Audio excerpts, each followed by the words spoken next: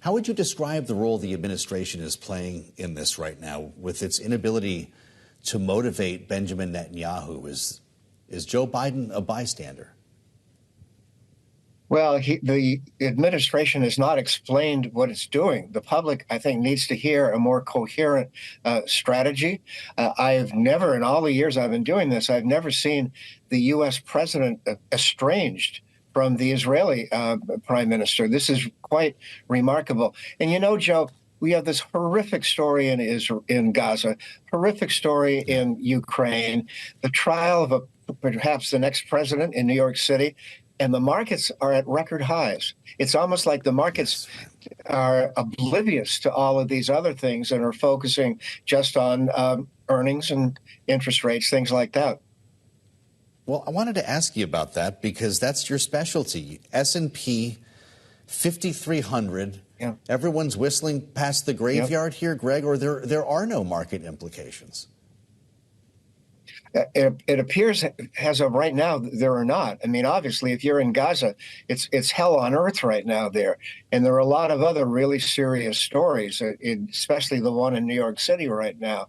But when it comes to the markets, I think investors have to divorce the market story with all of these other stories. They're on separate tracks. Mm-hmm. We heard earlier today, speaking of Joe Biden's motivations here, by John Kirby, of course, National Security Council Strategic Communications Coordinator at the White House. He was asked if the U.S. supporting Israel could cause the nation to become more isolated around the world. Here's what he said. The president's not making decisions based on popularity or public opinion polls here around the world. He's making decisions about our national security based on those interests and what meets those interests. And it certainly doesn't meet our interest, and it doesn't meet our Israeli partners' interest for them to become further isolated. But he's not making decisions based on that being a worry. He's making decisions based on what's in the best interest of the American people and our safety and security abroad. You could also make the argument, though, Greg, that further isolating the U.S. is in itself against our national security interests. When you put together the headlines from this past weekend, I recall a statement from the president about a red line. That red line was about the invasion of Rafah, which now appears to be underway. So how do we square that? You know, a lot of recent U.S. presidents, Joe, have had a difficulty with red lines. Barack Obama did. They sure have, and now including Joe his Biden's boss, had, yes. Yeah, so you would think they learn a lesson and not draw a line in the sand, but they are.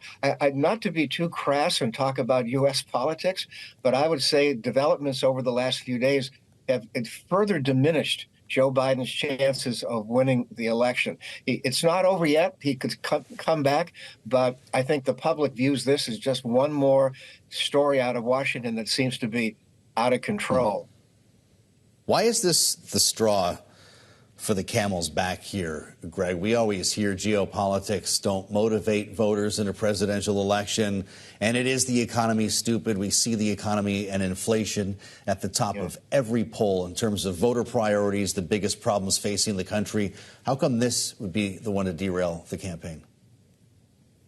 Yeah, and just to push back a little bit on that, you know, Vietnam was an issue that ruined the Lyndon Johnson presidency. It got Nixon off to a very rocky start. And I think that these two wars, Ukraine and Gaza, are likewise hurting Biden. I think it's a lack of clarity. The White House and the president's allies have not made it clear what the objective is.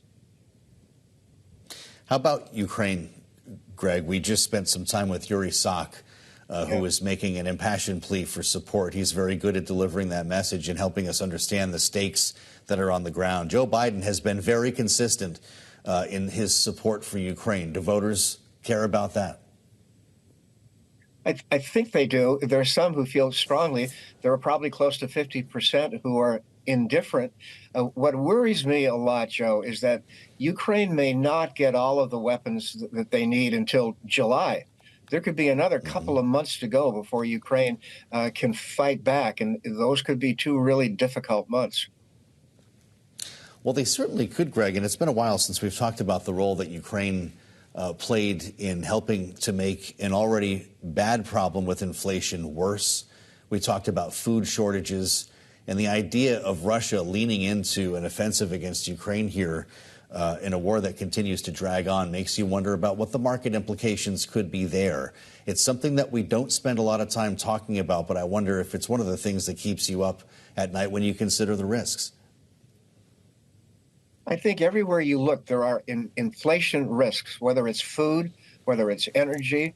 Lots and lots of commodity prices are going up. And I think that it's hard to envision these prices coming down anytime soon. I think that is perhaps the greatest Achilles for Joe Biden. He can maybe get away with some other issues, even immigration. But when it comes to things like food, it's really a very negative story for this administration.